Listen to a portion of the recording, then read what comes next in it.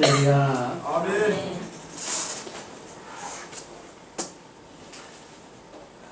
사람이 만나서 살아가다 보면 문제가 발생 안 될 수가 없습니다. 사람이 둘 이상 있다 보면 갈등이 생기게 돼 있습니다. 한 피부치가 뭉쳐 있는 가정에서도 문제가 없나요? 직장에서는요? 또 사업장에서는요? 우리 사회에서는요? 갈등과 문제가 없겠습니까? 다 있습니다. 중요한 것은 이 문제를 어떻게 해결해 나가느냐, 그 해결하는 법을 발견하는 것이 중요하죠. 왜 이런 말씀을 드리냐 하면은, 지금 오늘 본문의 배경이 되고 있는 지금 예루살렘 교회에, 아니 그 예루살렘 교회 이전에 이 수리아 안디옥 교회에 문제가 있었단 말입니다. 갈등이 있었단 말입니다. 어떤 갈등이었습니까? 구원에 대한 논쟁이었습니다. 구원을 예수님만 믿으면 받는 것인지, 아니면 할례를 받고 율법을 지켜야, 그렇게 해야 구원을 받는 것인지. 명확하게 아직 어떤 것이 결정되지 아니했던 시대라 이러한 영적인 그런 갈등이 교회 안에 있었습니다. 수리아 안디옥 교회에서 이 문제가 먼저 생겼고, 이 문제를 해결받기 위하여서 예루살렘 교회에 사람을 파송했더랬습니다. 그래서 이제 예루살렘 교회가 그 문제를 고민하며 해결 방법을 모색을 했는데, 성령 하나님께서 이 모든 과정 중에 역사해 주심으로 말미암아 교회는 이제 하나의 결정을 하기에 이르렀습니다. 그 결정의 핵심은 그것이지요. 할례를 받는다거나 율법을 지켜서 구원을 얻는다는 것이 아니라는 것입니다. 하나님은 이방인들이 구원받기를 원하고 계시고, 이방인들에게도 성령님이 임하시는 그 역사를 보여주셨다는 것입니다. 즉 예수 그리스도를 믿으면 구원을 받는다는 것입니다. 많은 시간 동안 예루살렘 교회는 이 문제로 고민을 했었고, 그러나 이제 이 문제가 일단락이 딱 되자마자 이제 이렇게 예루살렘 교회에서 결정한 내용을 의뢰했던 안디옥 교회에 통보를 해줘야만 했었습니다. 우리들의 결정사항이 바로 이것입니다. 아니, 우리들의 결정사항이라고 말하기보다는 이러한 결정은 누가 해주신 것이냐면 하나님께서 해주신 것이었어요.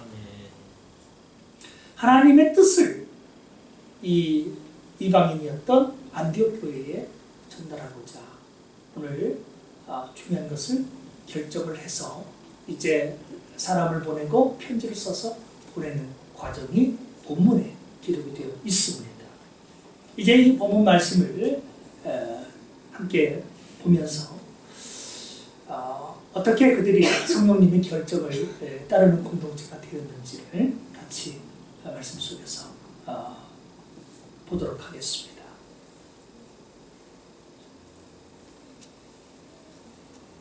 자,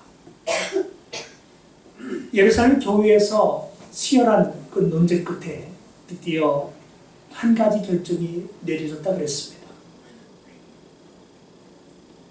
그럴 때에 22절에 보면, 이에 사도와 장로와 온 교회가 그 중에서 사람들을 택하게 됐습니다.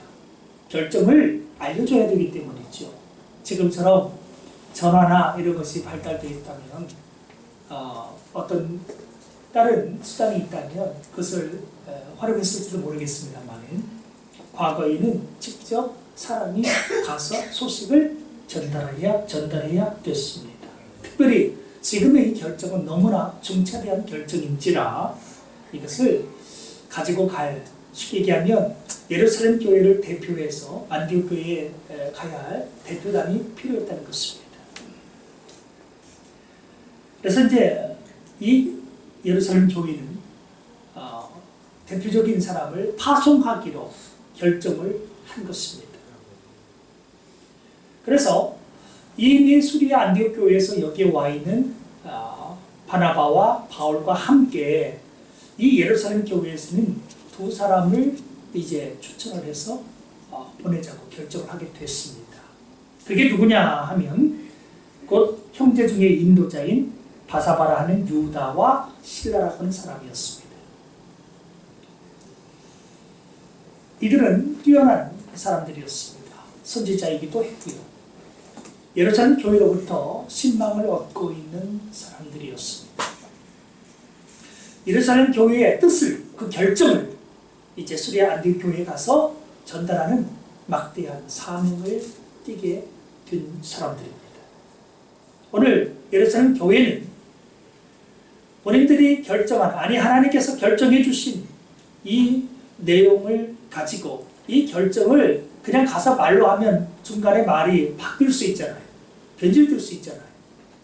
그래서 예루살렘 교회에 결정한 것을 편지를 써서 이것을 사람을 통하여 대표단에게 보내서 가서 읽어주게 만든 것입니다. 그래서 유다와 실라 편에 편지를 붙이게 됐는데요. 그 편지의 내용이 23절 이하에 쓰여져 있습니다. 자, 그러면 어떤 내용으로 쓰여져 있는가를 우리가 들여다보면서 이들이 성령님의 결정을 이렇게 따르고 있구나 하는 것을 우리가 같이 느낄 수 있기를 원합니다. 자, 23절 한번 읽어보겠습니다. 시작. 그 편에 편지를 붙여 이르되 사도와 장로된 형제들은 안디옥과 시리아와 길리기아에 있는 이방인 형제들에게 문안하노라. 아멘. 예루살렘 교회의 결정, 하나님께서 결정해 주신 것을 편지에 담아서 써서 보냈는데 사도와, 예수님의 제자들이죠. 사도와 또 예루살렘 교회에 있는 그 장로님들, 그 전부 중요한 제목들이 아닙니까? 장로들, 형제들은, 이 형제라는 단어를 우리가 주의해야 됩니다. 형제들은 안디옥과 수리아와 길리기아에 있는 이방인 형제들에게 문안하노라. 그렇게 편지의 서두에 다 그들을 지칭하면서 뭐라고 지칭했느냐면 형제들이다라고 지칭을 했습니다. 자, 알다시피 이 수리아 안디옥 교회에서 문제가 터지는 이유도 뭐냐면 너희 이방인들은 예수님만 믿는다고 구원 받을 수 있는 게 아니다. 우리처럼 할례도 받고 율법을 지켜야 구원을 받을 수 있고 우리 형제가 될 수 있지. 그냥 덩그러니 예수님만 믿는다고 해서 구원의 대상이 될 수 없다. 너희들은 쉽사리 우리의 형제가 될 수가 없다라고 하는 차별의식을 그들이 가지고 있었어요. 그리고 그러한 의식이 이제 예루살렘 교회에 의뢰를 했습니다만 예루살렘 교회 안에도 여전히 있었다는 것입니다. 그래서 논쟁이 생긴 거예요. 이 교회, 예루살렘 교회 안에서도 그들이 어떻게 바로 형제가 될 수 있느냐, 어떻게 이방인이 우리의 형제가 될 수 있느냐, 구원은 오직 유대인들만 받는 것이 아니냐, 아브라함의 자손이 아닌 사람이 어떻게 구원을 받을 수 있느냐, 여러 가지 논쟁이 있었단 말이죠. 그런데 성령 하나님께서 모든 것을 다 정리되게 하셨습니다. 베드로를 통해서, 사도 바울을 통해서 역사하신 하나님의 놀라운 일들을 그들이 다 듣고, 특별히 예수님의 동생인 야고보를 통하여서 하나님의 말씀으로 모든 것을 확정시켜 버렸습니다. 자, 과거에 서로 의견이 대립될 때는 그렇게 의견이 분분하게 많은 시간 토론을 했던 그들이지만 이제 하나님께서 모든 것을 딱 일단락 시켜주시니까 더 이상 토를 달지 않습니다. 더 이상 어떠한 이의도 제기하지 않습니다. 그저 그들은 지금 이구동성으로 사도와 우리 장로들과 우리 교회는 한 마음이 되었습니다. 그리고 하나로 일치된 마음으로 여러분들을 부릅니다. 여러분들은 우리의 형제입니다. 놀라운 일 아니겠습니까? 유대인들은요, 특권의식이 있었어요. 우리는 아브라함의 자손으로서, 우리는 하나님의 백성으로서 우리만이 구원의 대상이다 라고 하는 그 특권의식이 그동안에 있어 왔던 것입니다. 그 특권의식이 사라지는 시간이었어. 이방인 형제들에게 분할합니다. 어떻게 그들이 형제로 받아들이게 됐나요? 조금 전만 해도 그들은 할례를 받아야 되는데, 그들은 율법을 지켜야 되는 것인데 했던 사람들이 어떻게 이구동서로 하나가 되어 사도와 장로들과 교회가 하나가 되었어요. 형제라고 고백할 수 있냐 말이에요.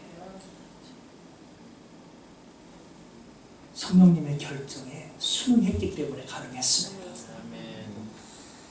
주님께서 모든 것을 확정해 주셨을 때 그것을 일치하여서 일심단결해서 그 결정을 따르고 있는 공동체의 모습을 우리가 오늘 보게 된 것입니다. 내 뜻은 과거에는 달랐어요. 내 의견은 달랐어요. 하지만 하나님의 뜻이 선명하게 결정됐을 때에는 온 교회가 그런 성령님의 인도하심과 성령님의 뜻을 따르고 있더라는 것입니다. 성도 여러분, 우리가 오늘날 세상을 살아가면서 어찌 보면 성경 말씀과 내가 생각하는 지식과 다른 경우들이 있을 수 있습니다. 이거는 이 시대에는 이거 맞지 않는 것 같은데, 예루살렘 상황과 여기 상황과 같겠어? 지금 이 시대에는 내 생각이 맞을 거야. 우리는 속으로 그런 생각이 치밀어 오를지도 모릅니다. 그러나 오늘 이 교회가 성령님께서 주시는 그 결정에 두말 않고 순종하면서 따르고 있듯이 저희들은 하나님의 이 모든 말씀에 순종하고 따라야 한다는 것입니다. 우리 교회라고 하는 공동체는 하나님의 뜻에 순종하는 거지, 하나님께 이의를 제기하고 하나님께 문제를 제기하고 나의 뜻을 하나님 앞에 관철시키려고 하는 단체가 아닌 것입니다. 우리는 하나님의 마음을 다 알지 못합니다. 광대하신 그분을 우리같이 속좁은 사람들이 어떻게 알 수 있겠습니까? 그저 하나님께서 우리들에게 베풀어 주시는 그 말씀을 바라보면서 의지하면서 주님께서 결정해 주신 것을 우리는 따르는 것만이 우리 교회가 해야 할 일이라고 하는 것입니다. 하나님께서 이방인들을 받으셨으니, 하나님께서 이방인들을 용납하셨으니 우리 교회는 그들을 형제로 받아들여야 됩니다 했던 것입니다. 그래서 과거에는 이방인과 유대인과 차별의식을 뒀지만 이제는 다 뭐다고요? 우리의 형제입니다. 우리 형제에게 문안합니다. 안디옥에 있는 형제들, 수리아에 있는 형제들, 길리기아 지방에 있는 형제들, 여러분 모두를 우리는 형제로 인정합니다 했던 것입니다. 이게 그들의 뜻이 아니라 하나님의 결정이었습니다. 하나님의 뜻이었습니다. 교회라고 하는 것은 하나님의 뜻에 발맞춰서 나가야 됩니다. 하나님의 뜻과 목사님의 뜻이 다르면 안 됩니다. 하나님의 뜻과 장로님의 뜻이, 권사님의 뜻이, 성도들의 뜻이 다르면 안 됩니다. 우리 뜻은 다 다를지 모르지만 하나님의 뜻에 일치하고 하나님의 뜻에 다 순종해야 되는 것입니다. 성령님은 우리의 마음이 하나님 뜻과 하나 될 수 있도록 감동 감화로 역사해 주신 분이신 것입니다. 아멘. 교회가 지금 하나가 되었어요. 그들의 형제를 인정하고 있어요. 얼마나 아름다운 모습입니까? 성령님의 결정을 따르는 공동체야말로 참으로 지상에서 아름다운 공동체인 것입니다. 사람의 생각과 수준을 넘어서는 공동체란 말이죠. 얼마나 아름다운지 모르겠습니다. 자, 그러면서 형제로 그들을 인정하면서 이제 중요한 몇 가지를 그들에게 이제 일러줍니다. 자, 한 가지 문제를 수정하고 있어요. 어떤 문제일까요? 자, 보세요. 수리아 안디옥 교회가 왜 문제가 터졌냐면 이 예루살렘 교회에서 정식으로 파송한 사람도 아닌데 이들이 안디옥 교회에 가서 물을 흐려놨어요. 안디옥 교회에 가서 여러 영혼들을 흔들어 놨어요. 잘못된 교회를 선포했던 것이죠. 할례 받아야 돼. 율법 지켜야 돼. 그렇게 한다고 구원받을 줄 알아? 그러고 흔들어 놔버렸어. 사도 바울을 통하여서 예수님 믿으면 구원받는다고 그들은 배웠는데 저 유대 땅으로부터 온 사람들이 종교의 중심지 그 예루살렘으로부터 온 사람들이 더 많은 학식적인 어떤 얘기를 하니까 지금 바울 사도가 증거한 게 잘못된 건가? 우리가 지금 잘못 배운 건가? 저게 원본인가? 얼마나 많이 그들이 혼동됐는지 모릅니다. 너무나 혼란스러웠었습니다. 이 문제를 바로 잡아야 된다는 것이죠. 그래서 지금 24절에 보면 이런 이야기를 하고 있는 겁니다. 자, 24절 읽어보겠습니다. 시작. 들은즉 우리 가운데서 어떤 사람들이 우리의 지시도 없이 나가서 말로 너희를 괴롭게 하고 마음을 혼란하게 한다 하기로. 예, 지금 수리아 안디옥까지 교회까지 간 유대로부터 어떤 사람들은 정식적으로 교회가 파송한 사람이 아닙니다. 그들은 대표가 아닙니다. 대표성이 전혀 없습니다. 그저 사적인 자신의 생각으로 거기까지 쫓아가서 그들을 가르친다고 했는데 잘못된 가르침을 베풀었던 것이 하나님의 마음을 정말 알고 순결한 마음으로 증거한 게 아니었어요. 그들은 거짓 교사들이었습니다. 심하게 말하면 그들은 바로 사탄의 자식들이었습니다. 교회를 흔들고 교회를 파멸을 일으키게 하기 위하여 교회를 흔들게 하기 위하여 그들은 거기까지 갔던 것입니다. 유대에서부터 왔다고 괜히 예루살렘에서 왔다고 예루살렘 교회를 들먹였지만 그들은 각각의 사사로운 생각을 가지고 갔습니다. 그들이 가서 진짜 하나님의 뜻을 대변했다거나 교회의 뜻을 대변한 게 아니었습니다. 여기 말씀해 보니까 우리의 지시도 없이 나갔다는 거예요. 완전히 경거망동해서 그들이 스스로 그런 타락한 일들을 했다라고 하는 것입니다. 그래서 우리 형제들 너희들의 마음을 우리 형제들의 마음을 괴롭게 만들었고 마음을 혼란하게 만들었다는 것입니다. 진짜 그리스도인은 예수님을 사랑하는 그런 사람들은요 혼란케 하는 것이 아닙니다. 괴롭게 하는 것이 아닙니다. 예수님께서 우리를 괴롭게 하는 분이신가요? 우리를 그냥 혼란스럽게 만드는 존재인가요? 전혀 그렇지 않듯이 예수님을 따르는 사람이라고 한다면 결코 괴롭게 하거나 혼란스럽게 만들지를 아니하게 되어 있습니다. 아멘. 괴롭게 하고 혼란스럽게 만들고 파멸하게 만드는 것은 예수님이 아니에요. 예수님의 세력이 아니에요. 아멘. 그들은 마귀의 세력인 것입니다. 그들은 모든 것을 어둡게 만들고 흐트리게 만들고 멸망에 이르도록 만든다는 것입니다. 오늘 우리는 우리 삶의 모든 현장에 나가서 괴롭게 한다거나 혼란스럽게 만드는 이런 일을 해서는 안 되는 것입니다. 그것은 예수 그리스도의 사람이 아닌 것입니다. 무언가 분열이 있는 곳에 가서 화평케 하는 일을 해야 하는 것. 그게 하나님의 아들인 것입니다. 눈물이 있는 곳에 가서 다독여주고 어루만져주고 사랑케 만들어야 돼요. 예수님의 삶을 우리가 본받는다면 이 세상이 얼마나 아름답게 변할지 모르는 것입니다. 괴롭고 눈물진 인생을 살던 사람들, 질병으로 고통당하던 사람들 예수님을 만난 이후에 다 바뀌었어요.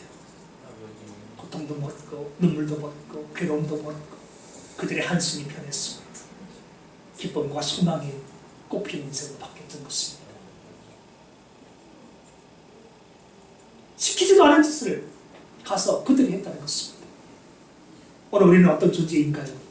하나님께서 보실 때 너는 내가 시킨 일을 참 잘하는구나 하는 그런 존재입니까? 아니면 참 너는 왜 시키지도 않은 짓을 가서 그렇게 하는 그렇게 책망받을 존재입니까? 우리가 오늘 어떻게 행동해야 되느냐 하는 것은 예수님의 삶과 내 삶을 비춰보면 되는 거예요. 내가 오늘 예수 그리스도를 닮아가고 있는 것인지,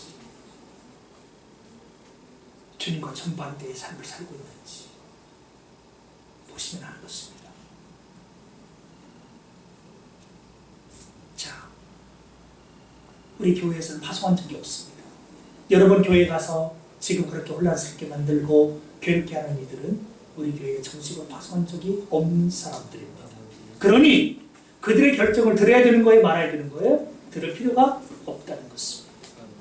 오히려 진짜 교회의 결정을 지금 이 유다와 실라를 통해서 보내니 이 결정을 따르시기 바랍니다 하는 것이었습니다. 하나님은 이와 같이 우리들이 잘못된 길을 걸어갈 때 우리의 삶을 수정하시기를 원하시는 것입니다. 아멘. 특별히 무엇으로 수정하기를 원하시냐면 바로 평생토록 변찮는 진리의 말씀으로 우리들의 삶을 인도하시고 새롭게 하시길 원하시는 것입니다. 왜 우리가 하나님의 말씀을 이렇게 주의 깊게 항상 살펴보느냐? 이 말씀만이 우리를 바른 길에 서게 만들기 때문인 것입니다. 이 말씀이 진리이기 때문이고 이 말씀이 생명이기 때문이라는 것입니다. 지금 세상에서 하는 말이 사람의 말인지 진짜 하나님의 뜻인지를 무엇을 통해서 볼 수 있고 무엇을 통해서 분간을 할 수 있겠습니까? 말씀밖에 없는 것입니다. 때때로 교회 안에서 유명한 지도자라고 하는 사람들이 이런 얘기 저런 얘기 할 때 그게 다 하나님의 말씀인 것으로 우리가 다 받다가는 문제가 생길 수 있어. 아멘. 정말 말씀이 그러한가 하나님의 말씀을 보고 판별해야 된다는 것입니다. 아멘. 하나님의 뜻이 성경 말씀처럼 확연하게 쓰여지는 것이 없습니다.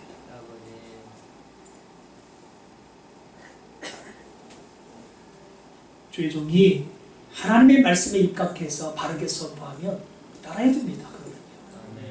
그런데 주의 종이 하나님 말씀과 어긋난 다른 얘기하면요, 그거 들으면 안 돼요. 그거 무턱대고 아멘 하면 안 돼요. 하나님의 말씀일 때 아멘으로 화답하며 응답하는 것입니다. 아멘. 우리는 오늘 성령님께서 시키는 일에 순종하며 시키시는 대로 복종하며 그런 공동체가 되어야 된다는 것입니다. 아멘. 자, 그 다음에 지금 나가 있는 우리의 이름을 빙자해서 나가 있는 사람들은 대표성이 없는 사람들, 우리가 보내지 아니한 사람들이라고 이미 그렇게 말하고 있고요. 그리고 이제 보내는 이 사람들이 진짜입니다 하는 건데요. 자, 이제 저희 교회에서는 사람을 택하겠습니다. 택해서 보내드립니다. 근데 누구를 보내냐면 우리 주 예수 그리스도의 이름을 위하여 생명을 아끼지 아니하는 사람. 아버지. 참 놀라운 고백 아닙니까?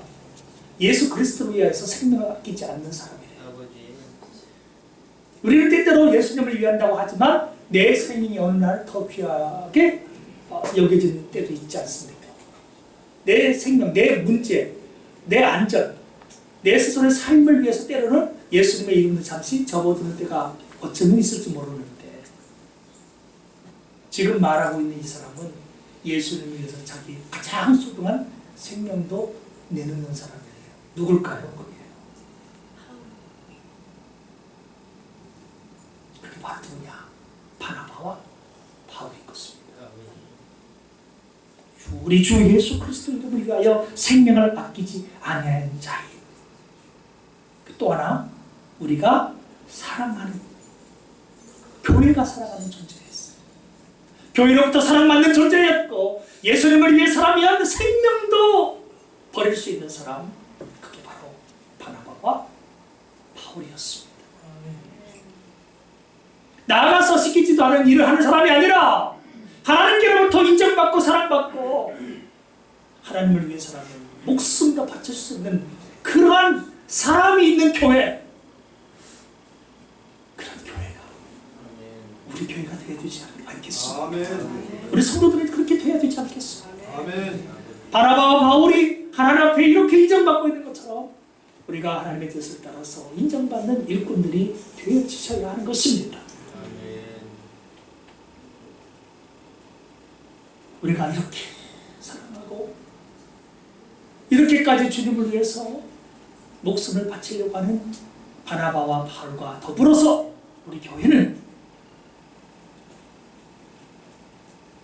이 유다와 실라를 보내기를 만장일치로 결정을 하였습니다. 만장일치로 아무도 이의 제기하지 않습니다. 모두가 하나님의 뜻에 순종하여서 맞습니다. 저들은 합당한 사람들입니다. 저들을 보내는 것이 옳겠습니다. 다 동의해 줬습니다. 보세요. 아까는 시키지도 않고 나가서 괜히 교회 이름 팔아먹고 하나님 이름 팔아서 이 사람 다른 짓하고 괴롭게 만들고 혼란스럽게 만들고, 근데 주님을 위해서 목숨을 바치는, 그리고 교회 사랑을 입고 있는 바울과 바나바와 더불어서 오늘 유다와 실라가 함께 교회 결정을 따라서 안디옥교회까지 가게 됐다는 것입니다. 지금이야말로 진짜가 나가는 거예요.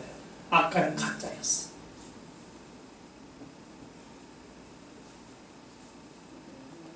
자, 우리는 이분들을 보내기로 결정을 했습니다. 이게 바로 교회의 결정인 것입니다. 두말라이 할 것 없이 모두가 인정하는, 모두가 사랑하는 사람을 보낸 것입니다. 주님을 위해서는 목숨을 아끼지 않아야 할 사람을 대표로 보낸 것입니다. 그래서 27절에 보면 그리하여 유다와 실라를 보내니, 자, 이 사람들은 예루살렘 교회 소속의 사람들로서 선지자들입니다. 이 사람들을 보내니 그들도 이 일을 말로 전하리라. 이 편지를 쓴 모든 내용들이, 결정했던 모든 내용들을 가서, 여러분들에게 가서, 형제들을 당신들에게 다 가서 말로 또다시 증거를 할 것입니다. 모든 것을 바로 잡을 것이라고 이렇게 다 썼습니다. 그리고 이제 마지막으로 중요한 거 한 가지를 또 짚어가고 있지요.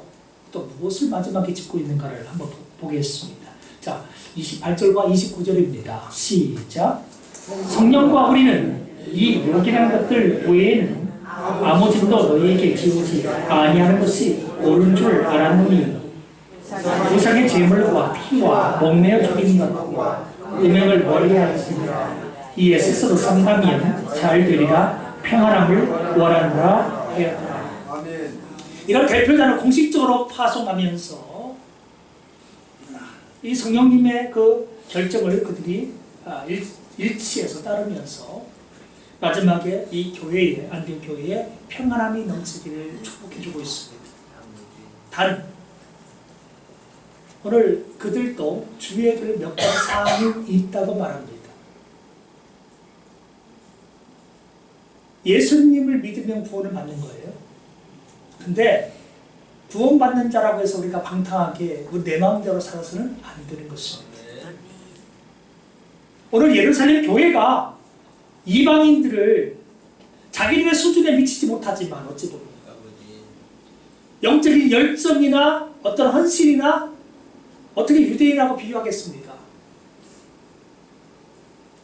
이방인들은 그야말로 어찌 보면 세속적인 삶을 살아왔고 세속적인 그런 세상 속에서 여전히 살아가고 있는 존재들이에요. 그러나 이스라엘 백성들, 유대인들은 어떻죠? 성전 중심으로 금식도 하고 참 여러모로 경건 생활에 힘을 쓰는 사람들이었어요. 너무 그 경건 생활에 힘을 쓰다 보니까 차별의식까지 가졌던 것이 문제예요. 할례 율법 지키는 것까지 너무나 보수적으로 그것을 고수하니까 문제가 됐지. 근데 이방인들의 것이 너무나 없는 게 또 문제입니다. 자, 보세요. 오늘 예루살렘 교회가 이방인 이 수리아 안디옥 교회를 형제로서 인정을 했습니다. 그러면 이쪽에서도 이들을 예루살렘 교회를 형제로 바라봐야 되겠죠. 근데 형제가 형제로 보기에는 너무나 삶 자체가 달라요. 아버지. 영성 자체가 너무 달라요.